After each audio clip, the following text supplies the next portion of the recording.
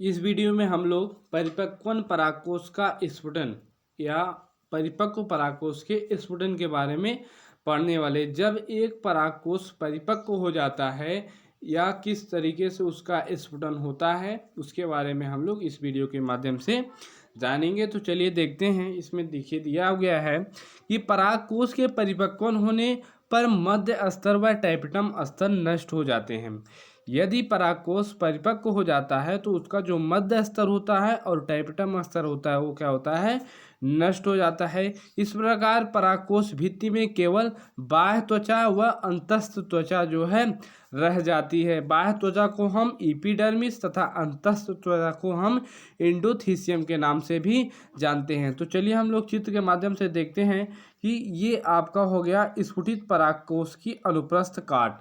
ये एक परिपक्व परागकोश की अनुप्रस्थ काट है। जब परिपक्व परागकोश होता है तो इसी तरीके से आपको दिखाई देगा। इसमें हम लोग देख रहे हैं कि इसकी जो मध्य जन स्तर है और टाइपटम की जो लेयर है वो क्या हो रही है, यहाँ पे नष्ट हो गई है। ये आपका बाहरी लेयर दिखाई दे रहा है जिसे हम एपिडर्मिस बोलते हैं, और ये आंतरिक है जिसे हम एंडोथीसियम के नाम से जानते हैं। वैक्यूल बंडल है आपका, ये एंडोथीसियम की वाल से लगा हुआ है। ये पोलन सैक है, पोलन सैक जहाँ पे पोलन ग्रेन क्या होते हैं, उपस्थित हुए होते हैं। और ये आपको दिखाई दे रहा है ये फ्रीली मूवमेंट करते हुए बाहर निकल रहे हैं पोलन ग्रेन, और ये खाली वाले भाग को हम बोलते हैं स्ट्रोमियम। तो ये आपका रहा परिपक्व परागकोश की अनुप्रस्थ काट। आगे हम लोग देखते हैं। आगे दिया हुआ है कि प्रायः परागकोश का स्फुटन अनुदैर्ध्य दरारें बनने से होता है। जो प्रायः परागकोशों का स्फुटन क्या होता है कि अनुदैर्ध्य दरारें बनने से होता है, जो प्रायः दो परागधानियों के मिलने के स्थान पर होता है। जहाँ पे दो परागधानियाँ मिलती है, जैसे आप इस चित्र में देख सकते हो, चित्र ए में, कि यहाँ पे दो परागधानी मिल रही है। यहाँ पे एक जो है अनुदैर्ध्य दरार का निर्माण हो रहा है और यहाँ से परागकणों का स्फुटन संभव है। आगे देखते हैं हम लोग।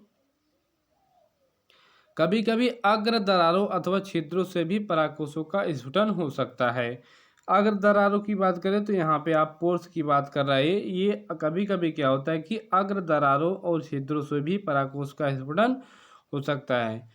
आगे देखते हैं। कुछ पौधों में परागकोश का स्फुटन जो है अनुप्रस्थ दरारों के रूप में होता है। इस चित्र के माध्यम से हम ये देख सकते हैं कि कुछ पौधों में क्या होता है कि अनुप्रस्थ दरारों के रूप में भी परागकोश का स्फुटन हो सकता है, तथा कभी कभी परागकोश की भित्ति के बने कपाटों द्वारा भी इसका स्फुटन हो सकता है। इस चित्र के माध्यम से हम इसको भी देख सकते हैं कि परागकोश के भित्ति में बने कपाट जो हैं उसके द्वारा भी परागकणों का स्फुटन हो सकता है। तो आप ये मान के चलिए कि कोई भी पौधा होता है, अगर किसी भी पौधे में पराग कण की स्फुटन की अगर बात की जाए तो वो पराग कोश के किसी भी भाग से संभव है, वो कहीं से भी हो सकता है।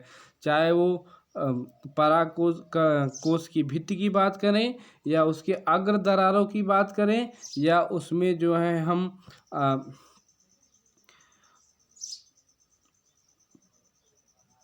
अनुदैर्ध्य दरारों की बात करें तो वो कहीं से भी हो सकता है। आगे हम लोग देखते हैं।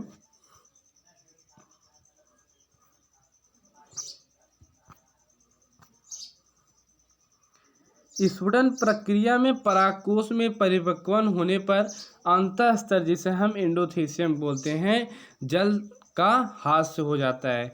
जब स्फुटन प्रक्रिया होती है तो परागकोश में क्या होता है कि अंतःस्तर से जल का ह्रास हो जाता है, जिससे कारण इन कोशिकाओं की बाह्य पतली भित्ति अंदर की ओर सिकुड़ जाती है। जब एंडोथीसियम से जल निकल जाएगा तो उसकी जो बाहरी भित्ति होती है पतली, वो अंदर की ओर क्या होती है, सिकुड़ जाती है। और इन कोशिकाओं की भित्तियों के अंदर सिकुड़ने से रंध्र का मुख क्या होता है, खुल जाता है।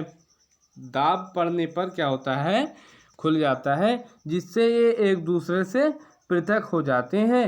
स्फुटन के फलस्वरूप परागकण स्वतंत्र होते जाते हैं। चित्र के माध्यम से हम देख रहे हैं कि ये आपका एंडोथीसियम हो गया। ये एंडोथीसियम की दीवार क्या है, यहाँ से इसमें जल भरा हुआ होता है। जब इसमें जल खत्म हो जाएगा तो ये क्या होते हैं कि इसकी जो बाहरी पतली लेयर है ये अंदर की ओर सिकुड़ जाती है, और अंदर की ओर सिकुड़ने से क्या होता है कि रंध्र की दीवारों पर दाब पड़ता है, और दाब पड़ने से ये एक दूसरे से क्या हो जाते हैं, पृथक हो गए। यहाँ पे आप देख सकते हो ये एक दूसरे से पृथक हो गए हैं। यहाँ पे आपका पोलन ग्रेन जो है वो क्या हो रहा है, स्वतंत्र रूप से बाहर निकल जा रहा है।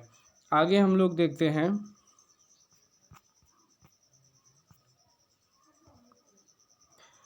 देखिए स्वतंत्र होने के पूर्व ही परागकण का अंकुरण हो जाता है।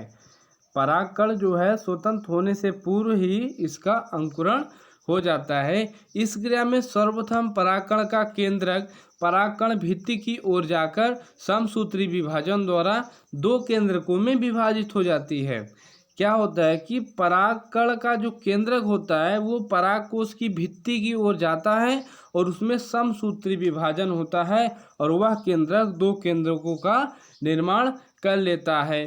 तो बड़े वाले केंद्रक को हम वर्धी केंद्रक या नली केंद्रक के नाम से जानते हैं, तथा छोटे वाले केंद्रक को हम जनक केंद्रक के नाम से जानते हैं। अब आगे देखते हैं, कुछ समय पश्चात जनक केंद्रक, जिसे हम जर्मिनेटिव न्यूक्लियस बोलते हैं, कि चारों ओर कुछ कोशिका द्रव्य एकत्र हो जाते हैं। अब यह जनक कोशिका का या जर्मिनेटिव सेल का निर्माण करता है। तो इसको आप चित्र के माध्यम से देख सकते हैं कि ये आप का जो चित्र है यहाँ पे देखिए, ये आपका केंद्रक हुआ है, इसमें साइटोप्लाज्म भरा हुआ है, ये पोलन ग्रेन है, ये बी वाले में देखिए ये इंटाइन है, ये एक्साइन है। ये जो राउंड वाला भाग है इसको हम इंटाइन बोलते हैं, और जो इस तरीके का आपको दिखाई दे रहा बाहरी वाला परत उसको इंटाइन बोलते हैं। ये आपका जो है केंद्रक है, और ये आपका देख रहे हो यहाँ पे जो ये इसे हम जर्म पोर के नाम से जानते हैं। आगे देखिए सी में क्या हो रहा है, इसमें समसूत्री विभाजन जो है हो रहा है। केंद्रक में क्या हो रहा है कि समसूत्री विभाजन हो रहा है। अब डी वाले में हम देखते हैं, डी की अगर हम बात करें तो आपका जो है, आप डी में देख सकते हो यहाँ पे समसूत्री विभाजन के बाद क्या हो रहा है कि केंद्रक दो भागों में अलग हो जा रहा है। एक को हम बोलते हैं, बड़े वाले को ट्यूब न्यूक्लियस बोलते हैं, और छोटे वालों को हम क्या बोलते हैं, जर्मिनेटिव न्यूक्लियस। ठीक है। अब उसके बाद क्या हो रहा है, ये कुछ समय बाद क्या होता है, ये ट्यूब न्यूक्लियस और जो है जर्मिनेटिव सेल जो है अटैच्ड होते हैं, दीवार से क्या हो जाते हैं, अटैच हो जाते हैं। उसके बाद आप देखिए ये अटैच होने के बाद क्या होता है कि अब चित्र जो है GH की अगर बात करो, ये जो है जर्मिनेटिव सेल का निर्माण कर ले रहा है।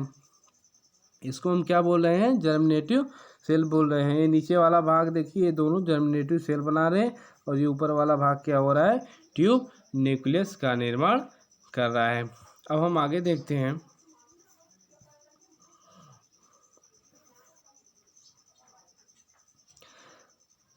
प्रायः इस अवस्था में परागकण परागकोशों से स्वतंत्र हो जाते हैं, तथा परागकण की क्रिया द्वारा अंडक, जिसे हम कार्पल बोलते हैं, के वर्तिकाग्र स्टिग्मा पर पहुंच जाते हैं। नर युग्मकोद्भिद, जिसे हम मेल गैमेटोफाइट के नाम से जानते हैं, का आगे का विकास जायांग में होता है। आप देखिए चित्र 14.10 या चित्र 14.11 की अगर हम बात करें तो ये आपका 14.11 भी देखिए। इसमें क्या हो रहा है कि आपका माइक्रोस्पोर, जिसे मदर सेल 2n के नाम से जानते हैं, इसमें मियोसिस हो रहा है।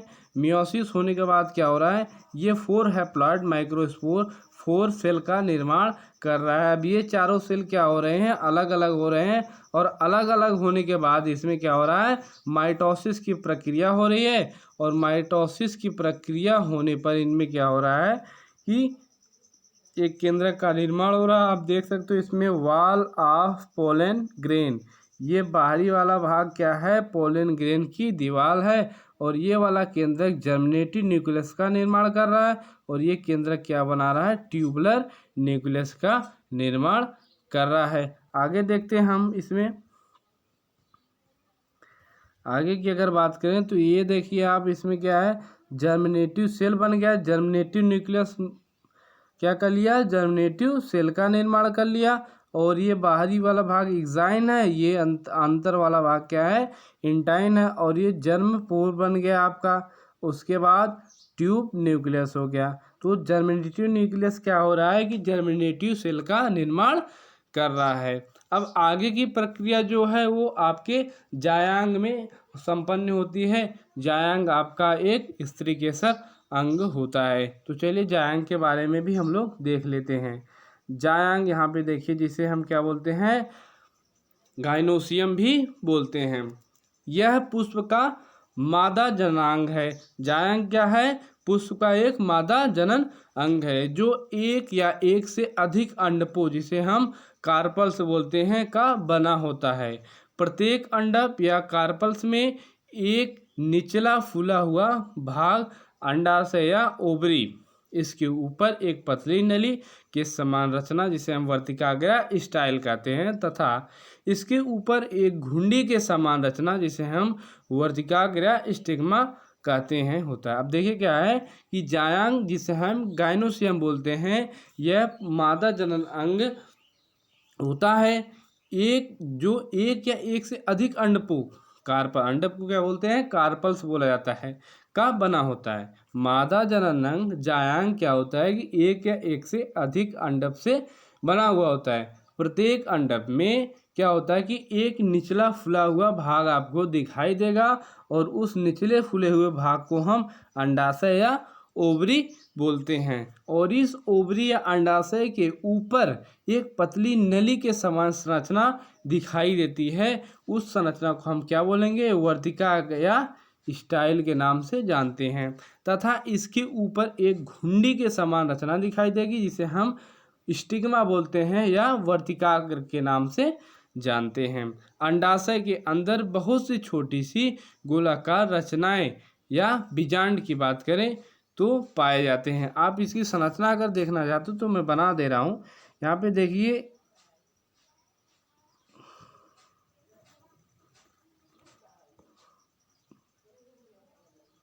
इस तरीके से ये वाला भाग आपका कहलाता है, ये आपका भाग कहलाता है अंडाशय कहलाता है, और ये वाला भाग आपका कहलाता है वर्तिकाग्र कहलाता है। और ये जो आपको दिखाई दे रहा है, ये इस भाग को हम क्या बोलते हैं, इस जो है वर्तिका के नाम से जानते हैं। आज के लिए बस इतना ही। अब अगले वीडियो में पढ़ेंगे।